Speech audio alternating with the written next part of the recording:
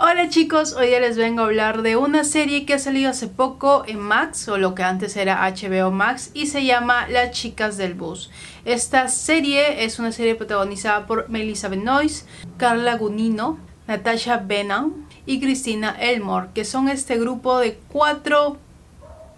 periodistas, se podría decir en muchos sentidos, que viajan juntas en un bus durante las elecciones primarias de Estados Unidos, siguiendo a los candidatos, especialmente a un candidato dentro de todos los que hay del Partido Demócrata. Y las 4 representan diferentes partes del espectro político que existe actualmente en Estados Unidos. Claramente no es todo el espectro político en sí, sino lo más llamativo dentro de lo que existe, donde tenemos Melissa Benoist, que representa a Sadie, una versión más moderna del Partido Democrático, a Carla con su personaje de Grace, que interpreta un poco más la versión clásica de los demócratas. Tenemos a Natasha en su papel de Lola, que representa a los Centennials, su versión más fresca, más moderna de lo que un demócrata debería ser, incluso un partido un poco más liberal con movimientos socialistas, que es lo que ella más que todo habla de. Y por último el personaje de Natasha, que es Cristina, quien es una republicana, pero dentro de los perfiles clásicos de un republicano, no las versiones extremas que hemos visto hace poco que han salido en Estados Unidos. Y durante este viaje que hacen persiguiendo a los candidatos, haciendo notas sobre ellos, descubriendo posibles escándalos, posibles problemas, posibles perfiles de esos candidatos, apostando por uno, por el otro, es que nace una amistad entre ellas, una amistad honesta que, a pesar de sus diferencias en sus opiniones políticas, se basa mucho en la confianza y en la muy conocida sisterhood que existe entre las mujeres, o debería existir entre las mujeres. Y esta serie en verdad funciona en ese lado, en la parte humana de estos 4 personajes y cómo se conectan entre sí, cómo de alguna forma sus propias vivencias van haciendo que conecten entre ellas y acepten una o que otra decisión de la otra persona, más que porque aprueban esa decisión, sino porque respetan a la persona y aprecian la unidad y la amistad que se han creado entre ellas. Las conversaciones más interesantes para mí que presenta este show son aquellas donde el factor humano sobresale más. Hay una parte muy importante que habla sobre el aborto, y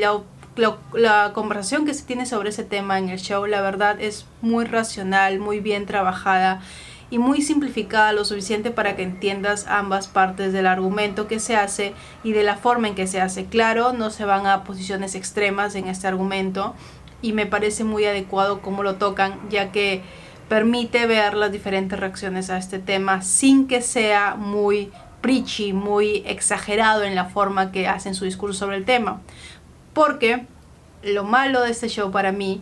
es que cuando intentan jugar mucho al lado de discursos prediseñados sobre las tendencias actuales de los partidos políticos, es donde se pierde la esencia del show y se vuelve más que todo una serie de ideas lanzadas que no tienen mucho sentido, la verdad. Hay una parte que discuten temas de género donde lo hacen tan cliché, tan superficial, que me parece ridículo que lo hayan enfocado de esa forma, donde había opciones, como lo han hecho con el aborto, de enfocarlos de forma más humana. Y pasa constantemente con otros temas donde se pierde la esencia del show para lanzar una serie de ideas y volverlo de alguna forma reactivo el show más que constructivo. Y el otro punto que también me gusta es el misterio que incluyen en la historia. Claro, esta serie empieza con una toma que te muestra una escena futura donde uno de los personajes está afrontando las consecuencias de sus acciones, pero no sabes qué acciones son esas. Y el show hace muy buen trabajo de poco a poco ir descubriendo este misterio. Y está muy bien planteado, al punto que cuando llegas a los 2 últimos capítulos, donde se explota más este tema, ya estás conectada con los personajes, con lo que está pasando y con lo importante que es lo que están descubriendo. Me parece muy inteligente cómo lograron dividir esta parte de la historia para que al final te genere esa necesidad de seguir viendo lo que pasa, porque claro, te dejan en un cliffhanger muy grande que quiero ver lo que pasa después, y en verdad espero la renueven para una segunda temporada, corrigiendo los errores el principal error que ya he mencionado. Lo otro también que me pareció muy interesante es que sí presentaron versiones reales de lo que los políticos pueden llegar a ser, la forma racional de cómo han presentado los diferentes conflictos con los políticos, los diferentes ideales, diferentes acciones, que me pareció muy lógico cómo lo plantearon. Cada uno de los personajes políticos que presentaron tenía un contexto muy bien logrado, una serie de realidades muy bien logradas que te permite ver la complejidad y también la corrupción en una de sus versiones más simples, se podría decir, más inmediatas. Y es muy interesante cómo los personajes lidian con uno u otro de estos detalles, cómo esto va de alguna forma haciéndolos a ellos más grises, bueno, haciéndolas a ellas más grises, más complicadas, más interesantes de explorar, porque disculpan uno que otro comportamiento cuando el ideal que persigue el personaje, el político que ellos apoyan, sobresale más. Y eso me parece muy bien tocado, al menos, porque nada es completamente negro, nada es completamente blanco, y esta serie lo trabaja muy bien. Y claro, tengo que decir, las actuaciones son muy buenas, pero esta serie descansa en los hombros de Melissa Benoist. Y Melissa Benoist tiene la historia principal, se podría decir, también la historia más compleja y también las relaciones con otros personajes más interesantes de explorar. Si bien los otros personajes tienen una o dos relaciones importantes en el show, ninguna es tan cautivante y ninguna es tan explotada en la pantalla como lo es la historia de Melissa Benoist. Y me gusta su historia, me gusta su carisma. Ella es una actriz que en verdad la conocí en Glee, sí he visto Glee. Me enamoré de su forma de actuar en Supergirl, por eso Supergirl se convirtió en mi superhéroe de DC favorito. Y aquí vuelve a coger su carisma, vuelve a utilizar su carisma y su capacidad emocional de venderte sus sentimientos en pantalla para que sigas a Sadie, apoyes lo que está haciendo y quieras que sea exitosa en lo que está metida. Eso unido con el hecho de que los personajes, los 4 personajes, crecen durante la serie, evolucionan durante la serie, le da un sustento importante a la historia en sí.